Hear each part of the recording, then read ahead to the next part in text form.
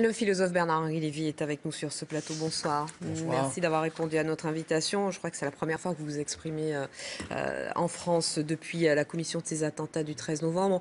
On va peut-être d'abord parler de ce qui s'est passé en Tunisie. Ce soir, Manuel Valls dit que toutes les démocraties sont la cible des terroristes avec ce qui se passe en Tunisie ce soir. La Tunisie, c'est la seule démocratie née du fameux mouvement des printemps arabes. Oui, puis c'est la preuve aussi, et une fois de plus, qu'on n'est pas dans une guerre de civilisation. Il y a des gens qui nous disent c'est l'islam contre l'Occident. Là, la Tunisie, c'est un certain islam radical, assassin, terroriste, contre un pays musulman. C'est islam contre islam. C'est la preuve, une fois de plus, c'est pas la première, que les théories de guerre de civilisation sont totalement à côté de la plaque. On est dans une affaire politique. Ce sont des néo-fascistes qui s'en prennent aux démocrates, où qu'ils soient en France ou qu'ils soient en Tunisie. François Hollande était à Washington aujourd'hui, il est à Washington encore ce soir. Il a rencontré Barack Obama. Le chef de l'État essaie de monter une grande coalition qui puisse apporter une réponse unique à la menace de Daesh en Syrie.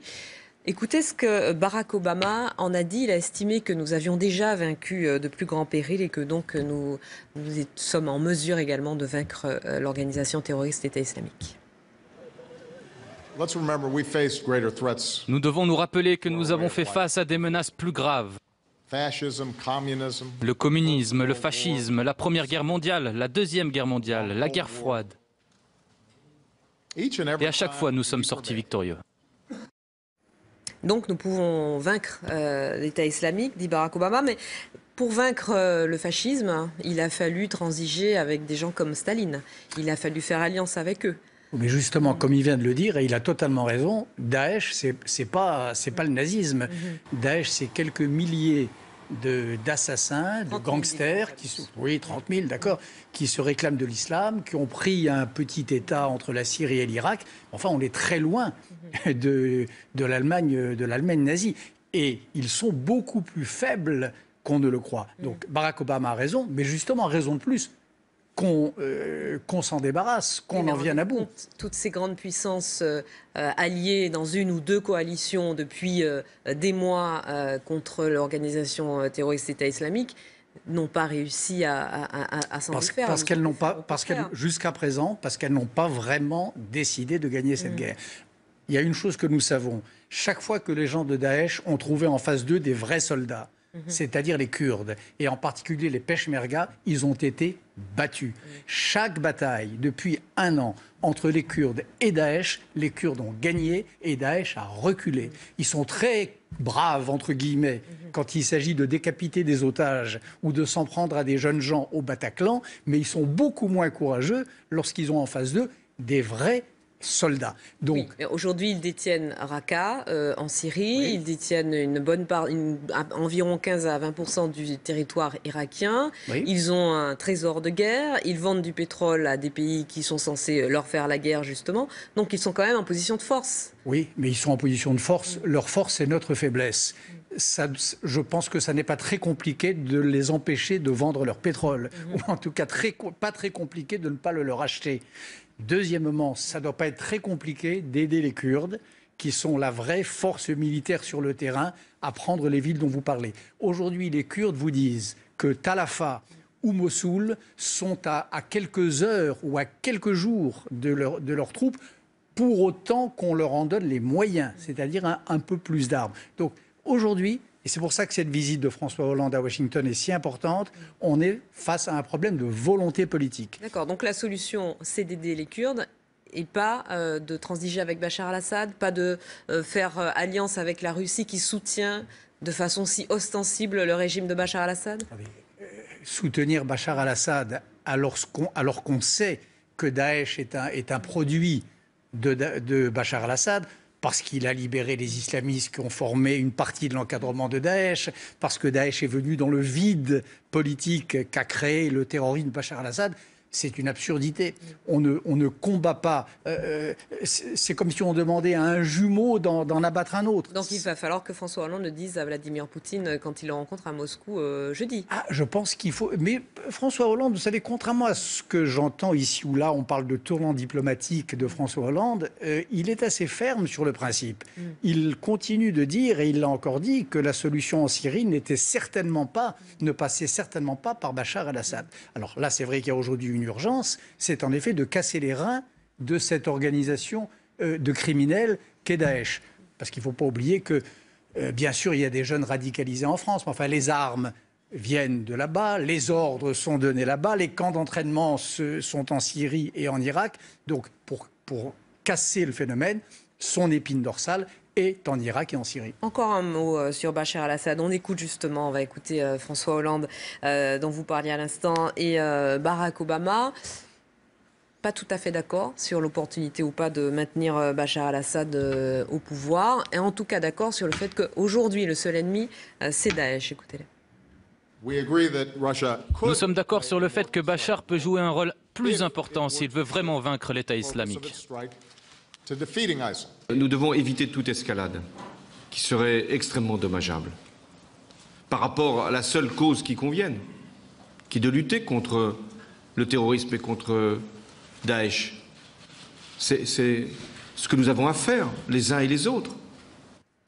C'est ce que nous avons à faire les uns et les autres. Bachar el-Assad n'est plus dans la balance. Bachar el-Assad n'est plus dans le viseur de la France. C'est l'organisation terroriste État islamique qui est dans le viseur aujourd'hui. Là, vous avez choisi un extrait quelques minutes plus tôt ou quelques minutes plus tard. Encore une fois, le président français a dit que la solution ne passait pas par Bachar el-Assad. Oui, mais il répète depuis lundi au Congrès devant les parlementaires que le seul ennemi de la France aujourd'hui en Syrie, c'est l'État islamique.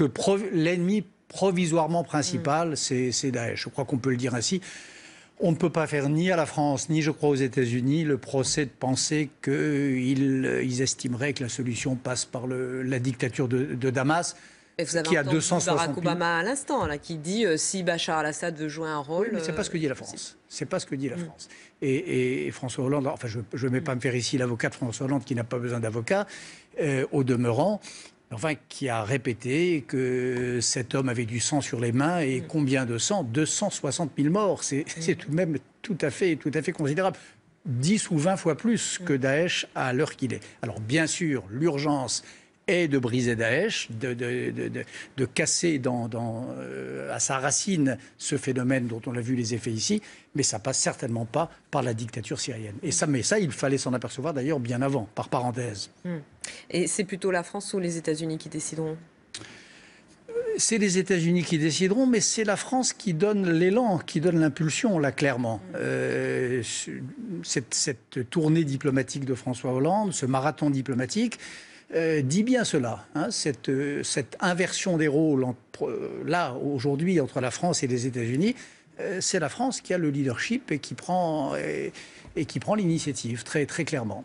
Vous disiez tout à l'heure, les djihadistes sont ici, mais les armes, les réseaux sont là-bas. Les armes, elles sont aussi en Libye. Elles viennent aussi de la Libye. Quelles leçons on tire aujourd'hui? Évidemment, si je vous pose la question, c'est parce que vous avez eu un rôle, en tout cas une impulsion très importante dans l'intervention de la France en Libye pour faire tomber Mouammar Kadhafi. Qu'est-ce qu'on a retenu aujourd'hui de notre intervention en Libye et quel a été finalement indirectement le rôle de la France? Qu'il valait mieux intervenir en Libye que de ne pas intervenir en Syrie. Pour moi, c'est ça la principale leçon. Aucune des deux situations n'est idéale. Mais l'intervention en Libye, son bilan, c'est le chaos, 2 villes djihadistes et quelques milliers de morts, et c'est énorme. La non-intervention en Syrie, c'est le même chaos. C'est pas 2 villes, mais la moitié du pays qui est tombé sous la coupe du djihad. Et c'est pas quelques milliers de morts, mais 260 000 morts, encore une fois. Donc le bilan de la non-intervention est infiniment plus lourd que le bilan de l'intervention. Donc en intervenant en Libye, oui. Aucun regret. Mais bien sûr, aucun regret. Aucun regret. Mais plus que jamais, aucun regret. Quand je vois ce qu'est la Syrie aujourd'hui, c'est-à-dire ce pays où nous ne sommes pas intervenus, où nous avons laissé faire les assassins, où nous avons laissé monter en puissance Daesh, où nous avons laissé ces 2 jumeaux atroces se faire face, se défier l'un l'autre et ensanglanter peut-être demain le monde, En effet, je pense qu'on a eu bien raison d'empêcher la Libye de devenir une Syrie.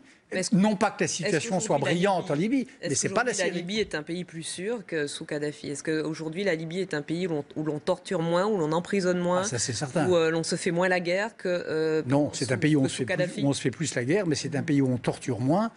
Certainement, et où l'on emprisonne moins. Mais en effet, il y a une guerre civile entre, ça c'est indéniable, entre l'Est et l'Ouest, aujourd'hui le Sud qui s'en mêle.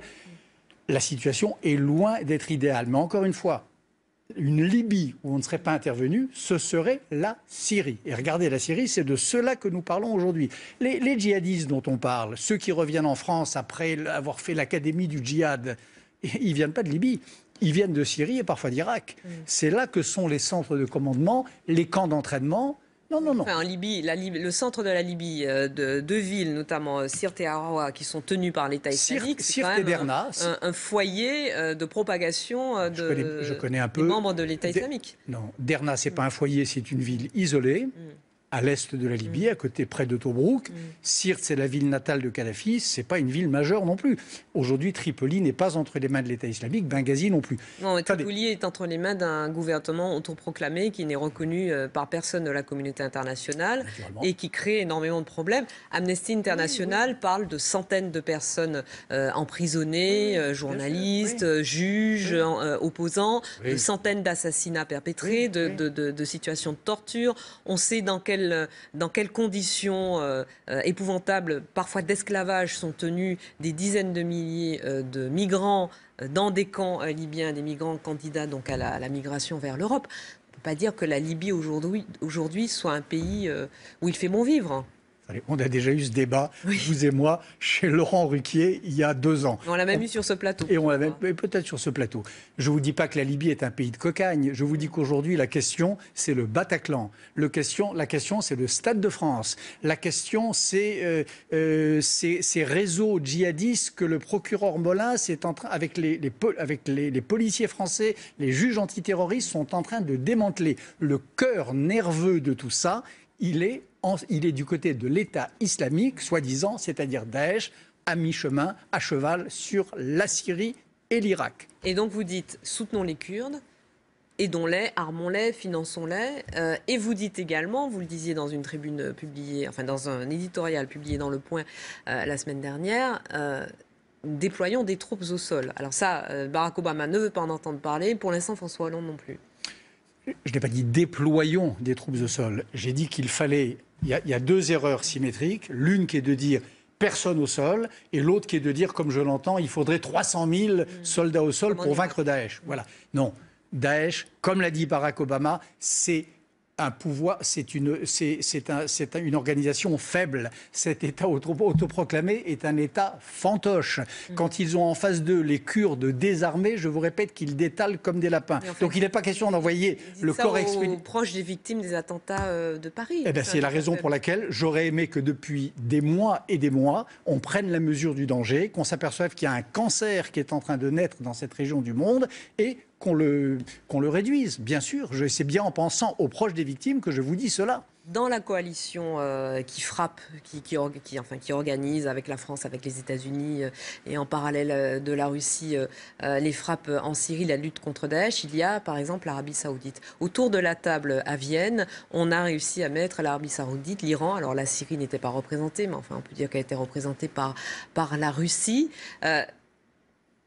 On refait Yalta avec la Syrie, on laisse l'Iran, la Russie, l'Arabie Saoudite se dépecer ce qu'il reste de la Syrie. D'abord, c'est très choquant de voir en effet l'Arabie Saoudite, qui est un pays où on pratique la lapidation, où on condamne à mort les blogueurs, où les femmes n'ont pas le droit de montrer leur visage, autour d'une table où l'on parle de démocratie. Bien sûr. L'Iran, je crois qu'il faut continuer de se poser des questions et d'être très très vigilant sur ce qui s'y passe. Maintenant, aujourd'hui, c'est vrai qu'il y a un pays qui saigne et d'où partent les semeurs de mort et de sang qu'on a vus au Bataclan, c'est la Syrie. Donc le problème numéro 1, c'est celui-là. Et la politique, c'est pas le domaine des... Hélas, peut-être, mais c'est pas le domaine des grands principes. C'est le domaine c'est le domaine du principe de la réelle politique. Mais la réelle du moindre mal, pas de la réelle politique, non, du moindre mal. Aujourd'hui, une Arabie Saoudite qui se rend compte qu'elle a joué avec le feu, qu'elle a été apprentie sorcier en finançant Daesh, eh bien, je crois qu'on a raison dans la coalition antiterroriste malgré la nausée que ça peut inspirer, de la faire entrer. En un mot, parce qu'on arrive au bout de cette interview, au nom de ce moindre mal, depuis la fin de la Seconde Guerre mondiale, on a fait affaire avec l'Arabie Saoudite, avec des tas de pouvoirs dictatoriaux, autoritaires, pour le résultat dans lequel on est aujourd'hui. Donc, est-ce que ça marche, cette politique du moindre mal ? La politique, ça ne marche jamais. Ça ne marche jamais totalement. Ce n'est pas le domaine du bien, c'est encore moins le domaine du mieux, c'est le domaine du moins mal. La communauté internationale, elle se réveille de temps en temps quand il y a en effet des massacres de masse, des génocides, ou comme en Syrie, 260 000 morts, ou comme à New York, 11 septembre, ou aujourd'hui, le Bataclan. Merci Bernard-Henri Lévy d'avoir répondu à nos questions. On va poursuivre.